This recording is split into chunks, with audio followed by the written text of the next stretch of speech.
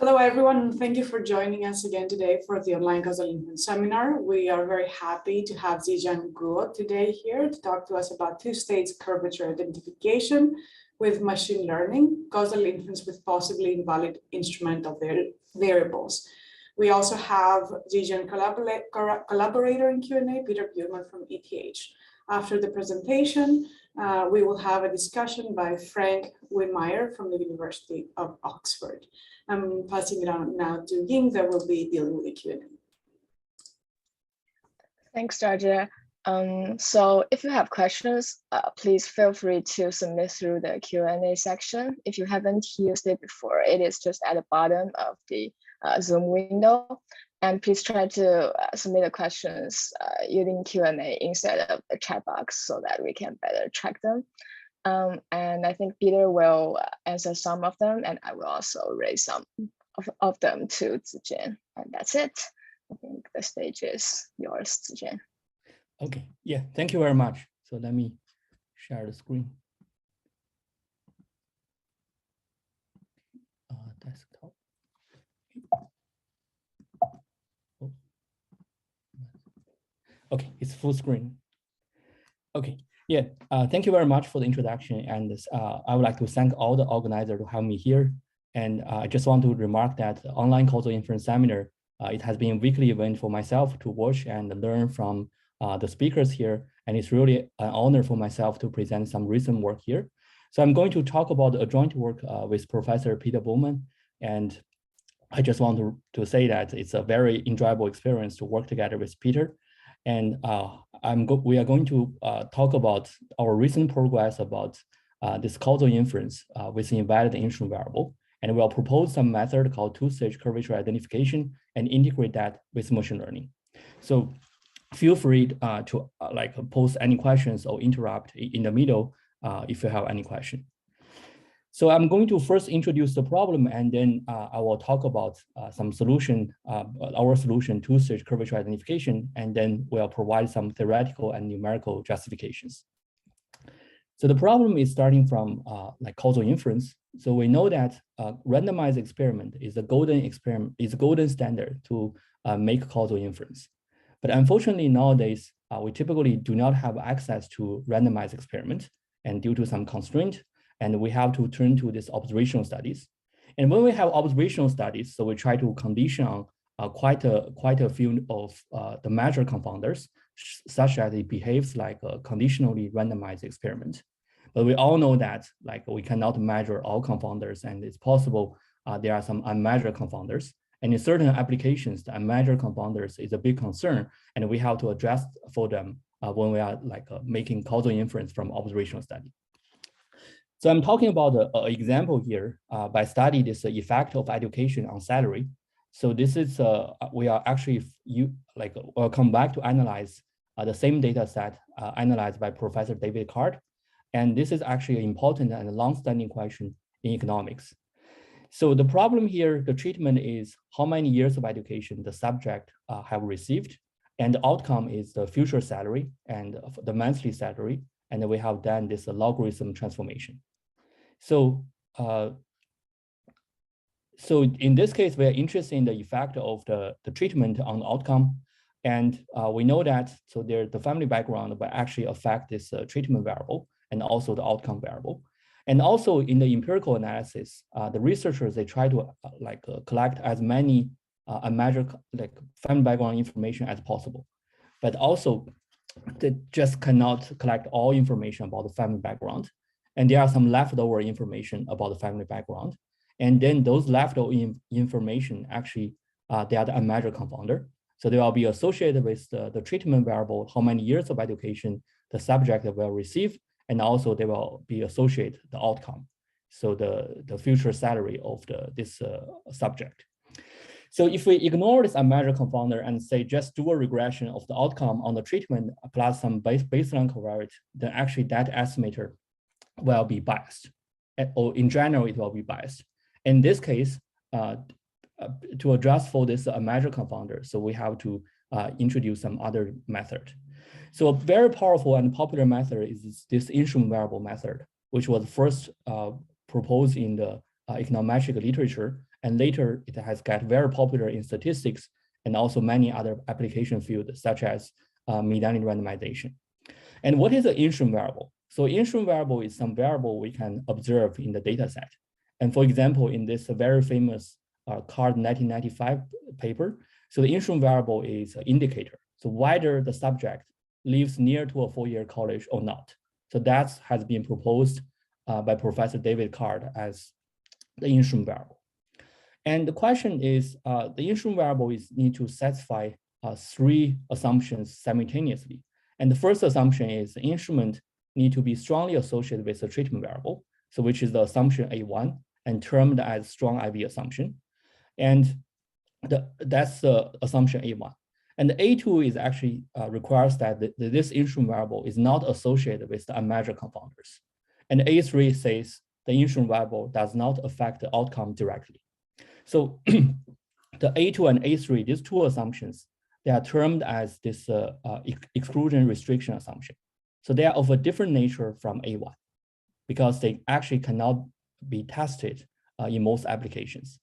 And a little bit more intuition, like why we need A2, A3, and A1. So A2 actually says that the instrument cannot affect outcome through the pathway of through unmeasured confounders. And A3 says the instrument cannot directly affect the outcome. So the only thing that's left over, the pathway that's left over the instrument affect outcome is through this instrument will affect the treatment and then affect the outcome. So that's the only pathway. And assumption A1 will make sure that this pathway can actually be estimated in a very stable way. So that's why we need a strong IV assumption, like the assumption A1. Okay, so I hope this very brief introduction give you some idea, especially for people who are new to instrument variable, some idea about like how instrument variable works. And the take-home message is, if we want to trust the analysis result from the instrument variable analysis, so we have to take this A1, A2, and A3, the three like actually very strong assumptions. And actually in the literature, there are a lot of discussions about what if these three assumptions they are violated. And I'm listing actually like a subset of literature. And I apologize, like I couldn't include the whole literature because there are a lot of like discussions along this direction. But let me talk about this four directions I'm summarizing here. So the first direction says that this assumption A1 is violated. So that if that's violated, then it's a weak IV literature. And in econometrics, there is a huge literature talking about how to detect a weak instrument and also how to make inference for the causal inference if the instrument is weak. And the 2 and 3 and 4, so they actually go with another direction. So talking about what if the A2 and A3, those like valid instrument assumption, they are violated. And people have proposed like alternative and different identification rules to identify the treatment effect. So even if this A2 and A3 assumptions, they are violated. And I just want to point out this direction 3. So this is actually the direction getting me very interested in this area. So it's actually assumed that there are many instruments, but some of them are valid and some of them are not valid. But we just don't know which of these many instruments are valid. And we need to use a data-dependent way to choose the valid instrument. And I would also like to remark, so today's discussant, Professor Frank Windmeijer, so he is a main contributor in this field. Okay, so for this slide, I hope to give you an idea that there's a lot of discussion thinking about what if there's a classical assumption, IV assumption, what if they fail? And today we are going to like continue with the same spirit. We'll also think about how do we make a robust causal inference, even if all of these instrument variables, they are possibly invalid. And we are going to propose a new identification condition or new identification rule, and also a new method to identify this causal inference, causal effect in a more robust way. So the model we're going to use like YI is outcome and DI is a treatment and the instrument like is a ZI and covariate that's the XI. So we are going to consider a single instrument setting and we actually can allow for multiple instruments. That's just a straightforward extension. So we use the potential outcome. So when the IV and also when the treatment level, when they increase to Z and D, then we actually say that the potential outcome will change by a constant effect D beta and H1Z. So just want to highlight here, this H1 is actually a measure of the violation of no direct effect. So if H1 is equal to 0, it means no direct effect, but we actually allow this H1 to be non-zero, so then we allow for a direct effect. And when both the IV and the treatment are set to be 0, then for this potential outcome, we condition on Z and Xi, we write another additive model for Xi and this H2 Zi. Okay, so similarly to H1 to be non-zero, so this H2 is actually measuring the violation of this no association with a measure confounder. So if there is some association, then we also will allow this H2 to be non-zero. So to sum up, so H1 and H2, they measure this violation of this classical IV assumption. And if we go one step further, so we assume that this outcome consistency condition for potential outcome model, then we can actually derive like a model for this observed outcome. So it has a linear effect, the treatment has a linear effect beta, and H is the violation function. So it captures the violation of H1 and H2. So it's an aggregation of two violations, and we will refer to this H as a violation function. So we also impose a model for the treatment. So we assume that the treatment can be written as F, Z, and Xi plus a noise. So this assumption is actually very, very mild. So if we define this F as a conditional mean of Di given Z and Xi, then like if we define that conditional mean as a F, then we can directly write this Di in such a form. Okay, so this is the model we are going to discuss in the following the talk. So we use this F to capture the nonlinear or possibly nonlinear relationship between Z and D and H1 and H2. So it means that the violation of the classical IV assumption. So let me pause here and see any question about the model like we'll focus on in this talk and also in the paper. Yeah, there is a question about the previous example. I would expect proximity to a four-year college to be influenced by factors like family background, since the areas around colleges are likely higher income than those farther away. How is it a valid instrument? Yeah, thank you very much for the question. So, to be very honest, so I think the best reference is to track a little bit this the Card paper, because the Professor David Card used a lot of argument to explain why it's a valid instrument. And I probably like not so much expert, and I hope I just don't like give some misleading discussion. But I think that's a good point, because in this like discussion, actually we are just trying to test that. So what if it's an invalid instrument, and can we develop a data dependent way to test whether this this IV, like the whether it lives near to a four-year college, is a valid or invalid instrument. So we can test up to a certain form of violation. So instead of using some domain knowledge or background knowledge, so we try to use a data dependent way to test that assumption. Okay, so that's I think that's one of the motivation for our work. Yeah, thank you. Thank you. There is another question popping up. Asking, is there any possibility to consider a non-parametric model, or is there any other literature focusing on that? Yes, there is a big literature considering this non-parametric modeling, like non-parametric causal effect. But here, I think that's a great question, because we are assuming this a linear effect, so a constant effect, which is quite strong. But I just want to say that it's that's our current framework. And there's a literature say when the instrument they're valid, then actually there are a lot of work talking about the nonlinear effect. Yeah. Great, thanks. Yeah, thank you. We don't have any more questions now. Okay, then let me move forward. So this will be the model we focus on, and as pointed out, there's some restriction, but we think that even for this kind of simplified linear effect model and this kind of specific violation form, there's already some interesting results, like we can explore like whether we can get a more robust like causal inference result with the instrument variable. Okay, so we're going to propose a method called two-stage curvature identification, and it's actually a quite simple idea. And let me show you the main idea in the next two slides, and then I will fill in more details. So let's start with the reduced form model, and also assume there is no baseline covariate. So when there's no baseline covariance, then the first stage model is just a nonlinear function f and like apply to Zi. And for the outcome model, we just plug in this beta multiplied by di. And because we got beta multiplied by di, so this function f is a beta times f, that's from the first stage, and also plus this violation form h. So that's reduced form model. So we write both the outcome and the treatment as a function of the Zi.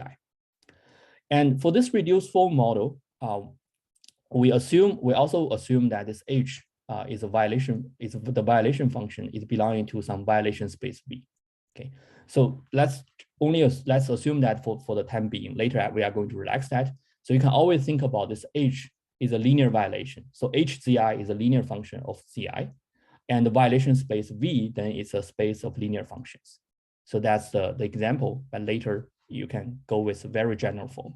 Okay, so if we make that a simplification, so we assume that we know this violation space V, then how do we do the identification?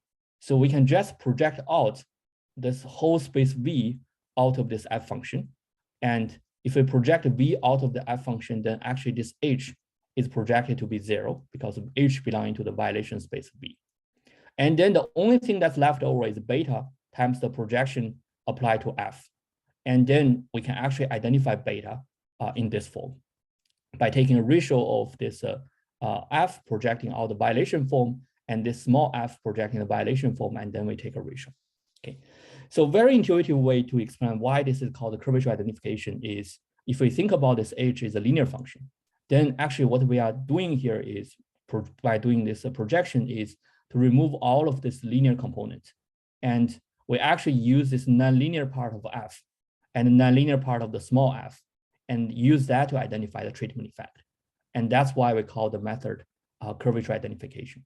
But again, the h not necessarily is a linear function. It could be a quite arbitrary form, as we can specify later.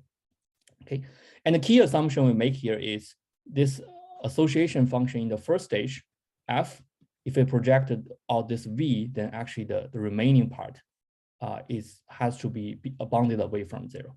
If this term is actually 0, then actually we'll be in trouble. We'll have weak identification, but that's not the focus of today's talk. Okay, so this is a key identification. We just project out the violation form. And we can actually go to the more general setting. What if we got the covariance? So in the first stage, we have this Zi and Xi, so Xi is included here. And for the second stage, we derive the reduced form as a model of Zi and Xi. So just plug in this beta times f and also this violation form. Okay, so our proposed procedure, like implementing the previous slide's identification, will be a two-stage procedure. So in the first stage, we estimate this f by some random forest or by some general machine learning algorithm. And in the second stage, we'll utilize the first stage estimator and then adjust this violation form V. So that will be a two-stage estimator. And let me talk about this two-stage estimator stage by stage. I'll first talk about how do we estimate f by random forest. So we actually employ this splitting random forest from the literature. And let me see whether I can remove this. Okay, let me just continue. So by the splitting random forest, and just want to point out this 3 reference, so they are very useful, and actually the splitting random forest and the exact expression is already proposed here. So we just apply their technique here. So in the first stage, we split the data into 2 subsets, A1 and A2. And for the A1 subset, we just write it for simplicity as 1 to N1. And you can use other ways other ways to express this A1. And we also set this N1 equal to 2/3 of the data. And you can also set this half of the data is also fine. Okay, so after splitting the data, for the last 1/3 of the data belonging to A2, we are going to construct a random forest. And we are label everything dependent on this random forest by blue. So I hope to use the color to decouple the dependence of the data. And then by this random forest and also data, the first 2/3 of data. So we can actually estimate this unknown function f by a weighted average of the treatment value from the first stage. Okay, so this is a very neat expression proposed by this literature. So for such a complex algorithm like random forest, the predicted value can actually be written as a weighted average of this treatment value, dj. And omega here is actually the weight. So they are positive and summation equal to 1. And also the construction of omega does not directly depend on dj. That's why I use 2-color. So the first weight construction is only depends on random forest and also this baseline covariates. And dj, like the treatment for the first stage, is now involved in terms of constructing this omega j. Okay. So this is a very simple form and a very neat form to express the random forest estimator. And what we can do is we can actually write down everything in a more in the matrix form.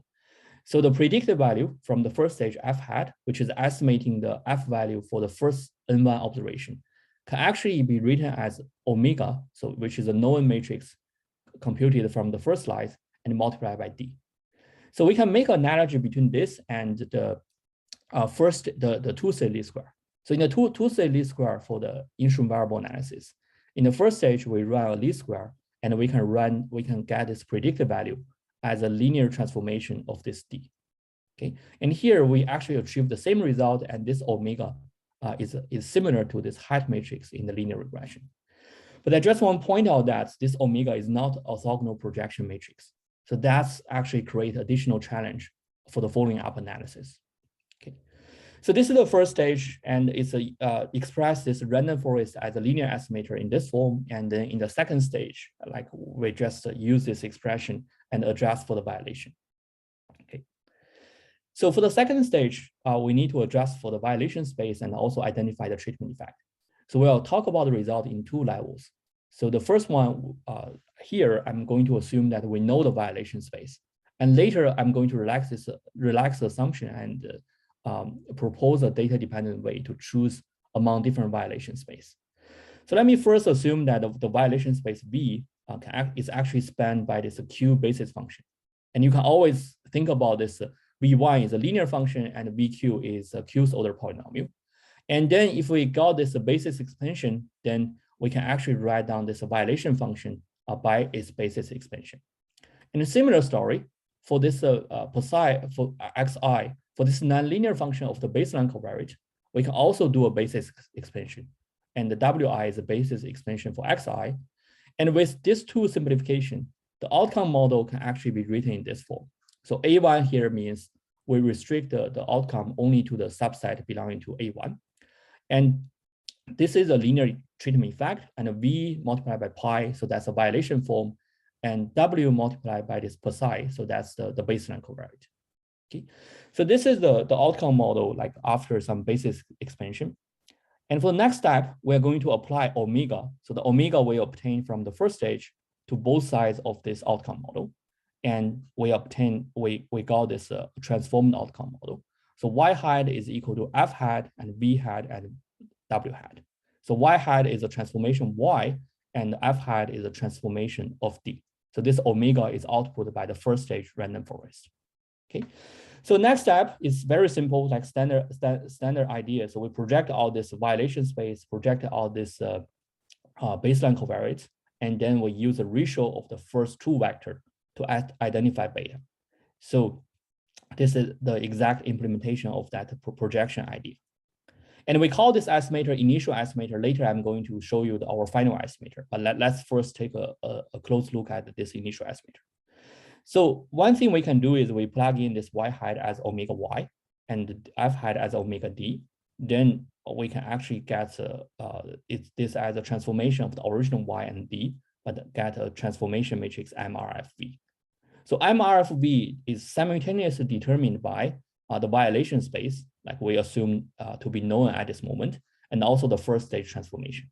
Okay, and this gives us the initial estimator, and it can help us identify the treatment effect.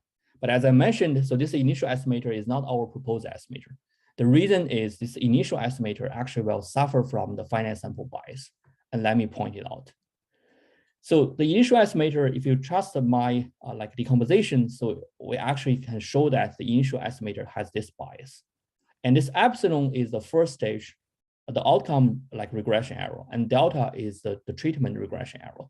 And by some simple like asymptotic analysis, we actually can show that the bias is actually approximately equal to the right-hand side. Okay, so let's take a look at the right-hand side and see why it can be quite a substantial bias. So first of all, this two-stage errors, they can be associated, so the covariance is not zero, okay, in general. And the second one is this trace MRF. So that's actually measures the degree freedom for random forest. So if the machine learning algorithm or if the random forest is quite complicated, then actually the trace can be quite large. And this D multiplied by MRF D, and it's actually the IV strength after adjusting for the violation space. So that's the IV strength. Later, I'm going to give a more rigorous definition. But we can actually see that if the IV strength is relatively weak, and also the random forest is relatively complex, so then actually the bias can be quite large. And that's actually the problem for this initial estimator. And we actually need to do a bias correction.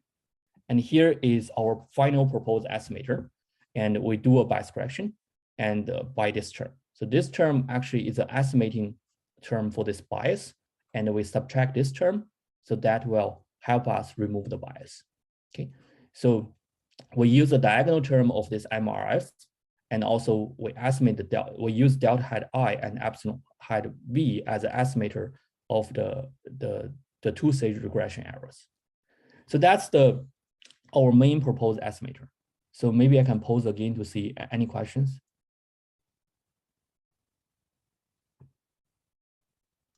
Peter has answered several questions.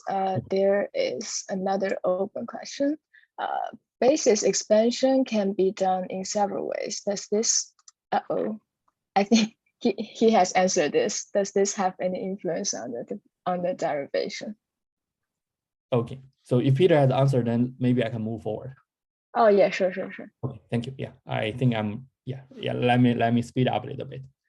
Okay, so for the initial estimator, for the bias corrected estimator we have proposed, and then we can actually construct a confidence interval in this way by establishing its asymptotic normality and also quantify its uncertainty. And the main remark I would like to give here is we try to relax the assumption as much as possible, especially the error assumption. So for those errors, we allow this heteroscedastic regression errors. So the covariance, the conditional covariance or conditional variance, they can be constant or they can be like not constant, depend on Zi and Xi. So the procedure is still effective. Okay. So I think that's we have introduced like for given violation space and how do we construct estimator. And before moving to like how do we choose between like a different violation space, let me give a remark about like how do we combine IV analysis, instrument variable analysis with the machine learning algorithm. Let me talk about say what are other solutions using the first stage random forest, like not using our exact way of constructing initial estimator. And I try to use this slide to show that it's actually not as straightforward as I do think about how do we utilize this first stage predicted value. So I'm listing 3 estimators. So the first one is, what if we do not do sample splitting? Okay, so if we do not do sample splitting, then actually the estimator, like everything else is same as what we propose, will not work. It will have a large bias. So the reason is as follows. So we all know that the random forest or general machine learning algorithm, so they tend to overfit for the training data. And we know that in the first stage, we try to use F hat to deconfounding to remove the measure confounder in D. But if it's overfit, then F hat is very similar to D. And then there's no point of removing this confounding bias. So that's why this overfitting leads to a large bias. And the second idea is we already got F hat from the first stage. So how about we just generalize this F hat and put it as a predicted value and plug everything into the two-stage least square. So this is the estimator. Actually, this estimator will also be biased. So the reason is this F hat. So even though it's a predicted value, but the first stage transformation matrix is not orthogonal. And this is known as forbidden regression in the econometric literature. And in this case, we know that this kind of plug estimator will have a large bias. So another idea is proposed in this forbidden regression, is to use this F hat as an instrument, and then construct estimating equation and get this estimating equation estimator. Okay, so this is actually quite a nice idea and has been used a bit in this recent integration of machine learning and the instrument variable analysis. But I just want to point out, if the IV is relatively strong, then no problem at all. So this estimator is consistent and is a bit similar to what we have proposed. But if we have relatively weak instruments or the instrument stress is relatively weak, then actually this estimator will have a large bias and large standard error. So sometimes the bias and standard error can be quite bad, because what we divided here is estimating something positive. But if it in the weak IV setting, it could be a negative value. Okay, so this says that even though we got the first stage random forest, the second stage, like how do we use this F hat or how do we use this transformation matrix, we need to be very, very careful. So now let me come to this violation space selection. So we'll think about the setting. We have a few violation space, say linear violation, quadratic violation, or cubic violation, and which one we'll go with. And we'll talk about the violation space selection. So we first actually need to introduce the IV strength, because for each violation space, we are just projecting out the information contained in the violation space. And for larger violation space, that will give us a weaker IV. And we all know that if we have weak instruments, then the inference is not reliable. So we try to avoid we get a weak instrument. So that's why we define this the generalization of the concentration parameter. And it's very similar to the concentration parameter. So we use this signal divided by noise. And for the signal, we also need to adjust for this violation space V. Okay, so we are going to test. So whether this newly proposed IV strength is above 2 times of the trace MRF and 10. Later in the theoretical setting, I'm going to show you why this is our proposed test. And we actually will estimate the mu V in a data dependent way. And then we do this IV strength test. So sorry, I omit some details here, but the key message is we just want to test for any given violation space V, whether the corresponding IV after adjusting this violation space is strong IV or not. So that's the key message for this slide. Okay. So then let's come back to the question. So what if we have a collection violation space? So V0 means no violation. So that's a no violation space. So V1 means, let's say, use the example, V1 is a linear violation space, and VQ is a violation space generated by the Q's order polynomial. So for this example, we first actually need to define this Qmax. Qmax is says that it's like the largest violation space we can adjust. And even if we adjust for this violation space, we can still have enough IV strength. And beyond Qmax, say when the index value is above Qmax and below Q, then the other violation space we are not going to consider, because that will lead to weak instruments. And that's why we use IV strength test to define the Qmax first. Okay. So after computing this Qmax, we will get this violation space V0, V1, and until VQmax. So we only choose among this Qmax or Qmax plus 1 violation space. So we're going to choose the index Q such that it's between 0 and Qmax. And we try to choose the Q as small as possible. And also make sure that if we take VQ as a violation matrix or as a violation space, then the corresponding estimator is not much different from the other estimator. So what are the other estimators? So the other estimators is the same estimator as we proposed, but just like taking VQ prime as a violation space. So if VQ is not much different from this estimator using VQ prime as a violation space, then we'll say that this VQ is a good violation space. And by this comparison idea, we'll propose how do we choose this violation space Q. Okay, so this may be a little bit complicated, but let me use some example to illustrate that. So let's say Qmax equal to 4. So we need to compare V0, V1, and until V4. In this case, we first compare this beta hat V0. So that's an estimator. We assume no violation and implementing our two-stage curvature identification, so get the beta hat estimator. And we compare it with the one allowing for the linear violation. and comparing that to the one allowing for the quadratic violation and the cubic and the fourth order violation. Okay, and the track here means these two estimators are not that different. I mean, that different means not statistically, there's no significant difference after a statistical test. Okay, and then if we observe this, this is our final test. After adjusting for multiplicity, we can see that even we assume like a linear violation, quadratic violation, cubic violation, or fourth order violation, it doesn't say reject, like no violation. So that means all of these estimators, they behave similarly.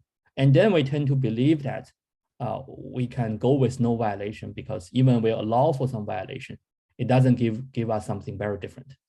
Okay. And here is a more complicated example. In this case, we compare no violation estimator with the linear violation, quadratic violation, cubic violation, fourth order violation. We see that the other violations complain that the no violation is not a good estimator. Then we have to give up this V0 and then we move forward. And if we come to V1 and then V1 actually says comparing with the V2, V3, and V4. So if there is no big difference, then we can believe that V1 is a good violation space. So we allow for linear violation. And then we are going to choose a violation space as V1. Okay. So after selecting the violation space, then we can actually use the selected violation space and come back to the first part of the second stage. So using the given violation space to propose our final estimator. Okay. So is there any question? Yeah, there are some open questions, but I'm not sure about the time. If it's too tight, then we can move the Q&A to the end of the seminar. Okay, then maybe let's move to the end. Yeah, sorry. Yeah. Okay. So this is a very brief slide. So we can actually generalize this two-stage random forest to any other machine learning algorithm. So the key part is writing the first stage model as omega transform omega multiplied by d. And omega is, we just need to compute omega for any machine learning algorithm. And in the paper, we compute omega for basis approximation, for boosting, and also for deep neural network. And as long as we have the omega, the same machinery can actually be applied, and we can propose this two-stage curvature identification estimator with machine learning method. So now let me talk about this the theoretical justification. So this is the main assumption I want to point out. So the assumption R2 is the main assumption is the IV strength assumption. It requires that we have enough IV strength. So the left-hand side, you can just view that it's a scaled version of mu v. And the right-hand side is this trace MV and also 1. So recall that for the IV strength test, so it tests is above 2 and it's above 10 here. So we cannot test much larger than, but we can specify the constant and then we can test this IV strength. And for the very strong IV setting, so actually the left-hand side can be of scale n, and then this condition, the IV strength condition, becomes very, very mild. Okay. So last comment for R2. So we use random forest, we use deep neural network for the first stage estimator, but actually we don't need to require the f hat, the first stage predicted value, to estimate this f very well. Not necessarily. So as long as f hat can capture enough association between the treatment and the instrument, then actually our result can be applied. And this is slightly stronger condition for the R2 and F. So on the left-hand side, MV need to be squared, and on the right-hand side also squared. Okay, so we can show that if we put a square here, then actually the IV strength becomes smaller, but this is what's needed to establish this asymptotic normality. Okay. So in the paper, we are showing that under this R2 condition and other like regularity conditions, we show our proposed two-stage curvature identification with machine learning is consistent. And also under this slightly stronger condition, we can show that it's asymptotic normal. Okay. So in the paper, we also saw two other interesting stuff. So one is there is an effect of bias correction. And also we have some consistency result about how to do the violation space selection. And you can check out the paper if you're interested in this kind of results. Okay. So here is a numerical result. So we tried a few different settings in the paper and you can look it out, but here let me just point out one setting. So yi is has a linear effect, di has a linear effect 1, and h is a violation space, and we consider violation equal to 1, so that's a linear violation, and violation equal to 2, so that's a quadratic violation. And also for this f function, so that's a nonlinear function. So it consists of two parts. So the first part is a nonlinear function of the instrument, and the second part is an interaction between the instrument and the baseline covariate. So we also set A to be 0, like to test the setting of no violation. Okay, so in the paper we illustrate that for the ZI and the treatment and the IV and the treatment, so they can be either continuous or binary. So it's quite flexible in that sense. So we have the result like this. If there is a linear violation, violation space equal to 1, and interaction, different kind of interaction, different sample size, and the oracle means just no violation space. Sorry, we know the violation space. And we see that our proposed estimator has a good coverage, achieving this 95% coverage. And the comparison here means we choose the violation space in a data-dependent way. And we see that it also performs pretty well. And this plug estimator is just plug this f hat to the 2C least square, and it doesn't work, not good coverage. And the full estimator is to assuming there's no sample splitting for random forest. And also the coverage is pretty low. Okay, so the result is more interesting for violation space equal to 2. So in this case, we need to adjust both the linear violation and the quadratic violation. So the problems becomes harder because the instruments becomes weaker. And we see that for the oracle estimator, even though we know where is the violation space, so because of the weak IV, so the coverage is not that good unless we have a good interaction and a large sample size. And the comparison estimator is even worse because it typically will report a weak IV but after it passes this linear violation. Okay, but the interesting part is even though we cannot get a good estimator, but we can still tell the empirical like researchers, so the current proposed instrument is not a good one because this is always reporting an invalid instrument. Okay, so last message, the initial estimator without bias correction, we see that, so this is the blue numbers, we see that they are typically smaller than this right one, which is after bias correction. So that means after bias correction, we improve this coverage property quite a bit. Okay, so this is the final part. I will talk about the real data analysis and revisit this CART 1995, the same data set. And we use this treatment as a years of education and outcome as a logarithm of the salary.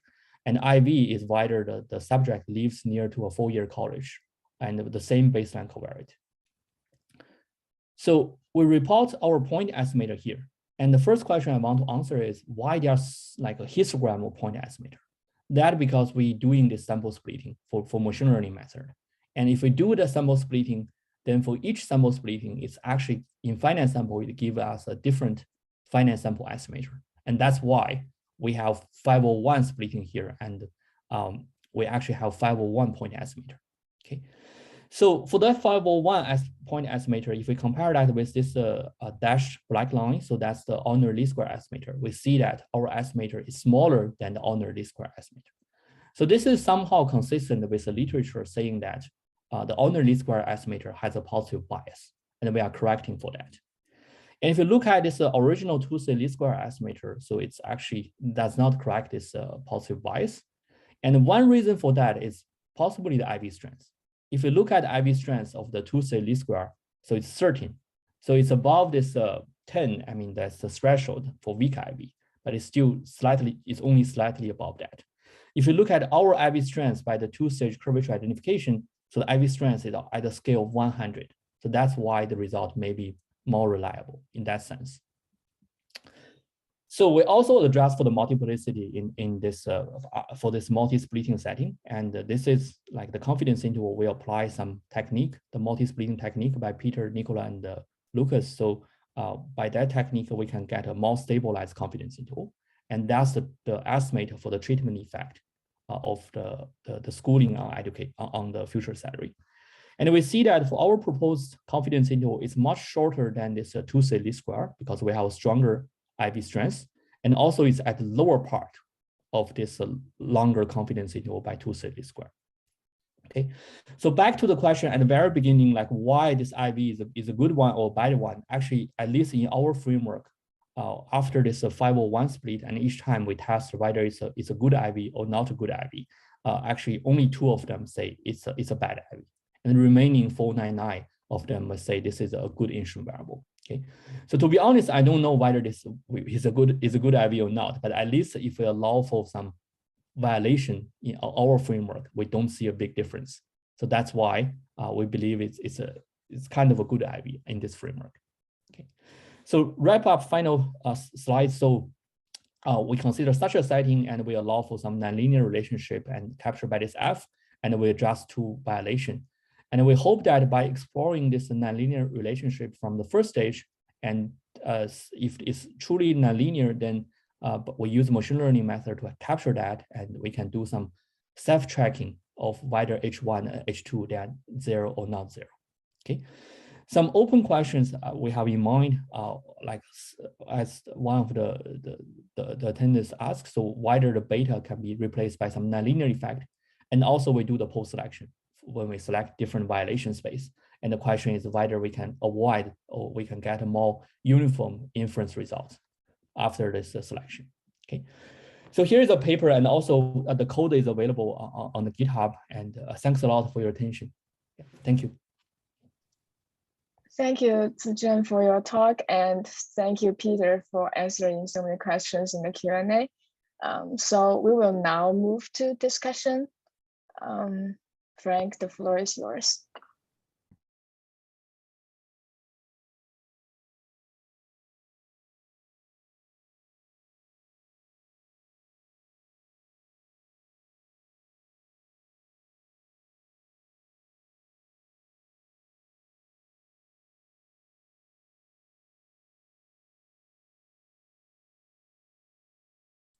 Please unmute yourself.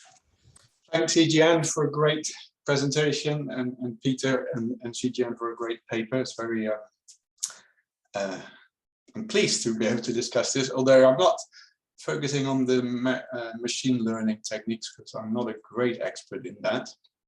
But actually we'll focus a little bit on the application and trying to figure out actually the identification framework. So let's go there. So first of all, a quick summary, and some of the questions in the chat were very good. And indeed, one of the questions related to the interaction between Z and X in the treatment model, where there's no interaction of Z and X in the outcome equation. And I'll come to that in a sec. So essentially the idea here is identification by functional form. So if you just have one instrument, and as Zijian made clear, so the space of the violation of the instrument is linear, quadratic, quartic, etc. And so you can have your instrument to be invalid in the sense that it comes into the outcome equation. But if you then have a Zi squared in the treatment model, then you can estimate the causal effect. And so that's the basic premise of this idea. Now the idea is then, of course, that you don't know the functional form exactly, so they use the random forest, and then have basis functions for H and W, and they're quite important. So W hasn't been discussed much either in the paper or in the presentation, and V, I take, is the polynomial in general. And so they have the outcome model here, where you have the random forest weights omega multiplying the outcome. You have your random forest predictions of the treatment model, the violation space for the instruments, the space of the exogenous explanatory variable, so that's experience squared. And then, so you can then run least squares on this model, because you have hat, you have V hat, you have W hat, and you have Y hat, so you run these squares. That, because of the problem of bias, they need to be corrected, and for that you actually need to estimate the correlation between the structural and first stage errors. As you know, with weak instruments that's problematic, but the instrument seems to be quite strong overall in the application. Then they extend, so of course the concentration parameters is a measure for the strength of the instruments. So that get extended here to the strength of F hat, basically, to explain the treatment. And then here is the V, there's the violation space of an invalid instrument. So whether so 1 is linear, 2 is quadratic. So you start with 0. So that means that pi here is set to 0. Then you go to the first element of pi is not equal to 0, etc. You get your random forest estimated, the bias corrected one, up to some index capital Q, which is determined whether the concentration parameter is large enough. So you stop in the expansion when the concentration parameter is too small. Now, if there's no change from H0 to the rest that suggests that the null that the instrument is valid is not rejected, and if rejected, then you get an estimator for S for which the other estimators are not different. So when Q is larger than S, so as explained by Zijian. So that's the general nice premise. Now I want to go to the and I'm not sure I fully understand it, but so let's discuss what's going on here. So we have a single binary instrument in the application, whether you're near a college. And so if you have a single binary instrument, then so HZ can be 0 or Z, if I understand correctly. And phi x, I think in the application is just taken to be x. And x is experience squared, south, SMA, and there was another dummy. Okay. So if you then do the random forest, so then the identification of H1Z can only come from the interaction of Z and general functions of Gx. And the elements of Gx that are different from phi x, so psi x. So again, if I understand correctly, psi x, the W's have not been expanded. And so so in this setting, we have a couple of dummies and we have one experience variable. So it's actually quite simple to span the space without having to do random. I mean, random forest would be better, but I can easily span the space and see what's going on. So what I do here is go and have a look at it manually, and then actually look at what is the test for the instrument validity here? Does it make sense? Okay, so here's the model. And correct me, Zijian, when I'm wrong about the psi x. But so we have wages and education, experience squared, and then we have a black indicator, SMSA indicator, and south indicator. So there's 4 binary variables if we take the instrument near C4. And we have 1 experience variable, and that's it. Okay, so if I take some interactions of these, I span the space quite nicely. And of course, that's what the random forest does for you. And so what do? Well, I have 1 experience variable, so I take the cube and the quart as an expansion, and I have the 4 dummy variables, and I take all the interactions of the instrument with all the other variables, and of course, not experience with experience squared, but that's and all the dummy variables. So I span the space that way. I get 25 excluded instruments, and the concentration parameter now is 209. And that's not too dissimilar from what you find in the random forest. The 2-stage least squares estimate is 0.069, liminal is 0.067. The CLR TSCI is given by 0.03 to 0.1, and the random forest is almost exactly the same, 0.034, 0.095. So now the question is, so what is now the test pi is 0? So when I ask the instrument near C4 to the model, you can do a sign difference test, or you can do a simple Wolf test. I get a p-value of 0.162. So that would be the test. Yeah? So I just add to this model near C4, and then that would be the test for whether the instrument is valid. But that's not quite right here, because I have all these interactions. Okay, so near C4 is not the just identifying instrument where I test the validity.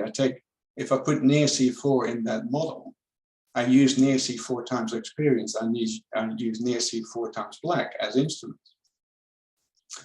And so you cannot really test that here. So if you want to test near C4, you have to take all the interactions, and then of course you just identify. So that's similar to the usual problem that if you have one instrument for one endogenous variable, you cannot test the validity.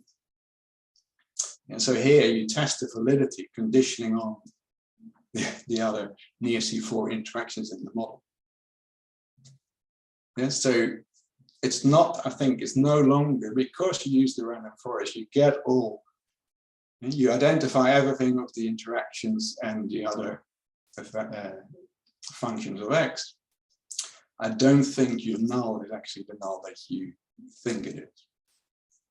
Okay, so that's why the random forest is almost like a black box, which I here tried to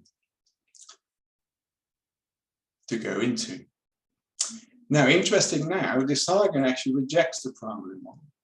Yeah, so if I just have these 25 excluded instruments without the interactions and functions of experience cubed and to the power 4, it doesn't like it.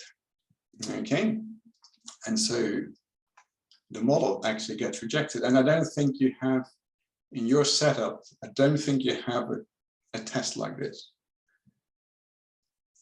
And so what can we do? Well, we can go to the composite interval method. So if your Zijian rejects and you have many instruments, then you can find a set of instruments that gives you a sort of coherent or consistent estimate.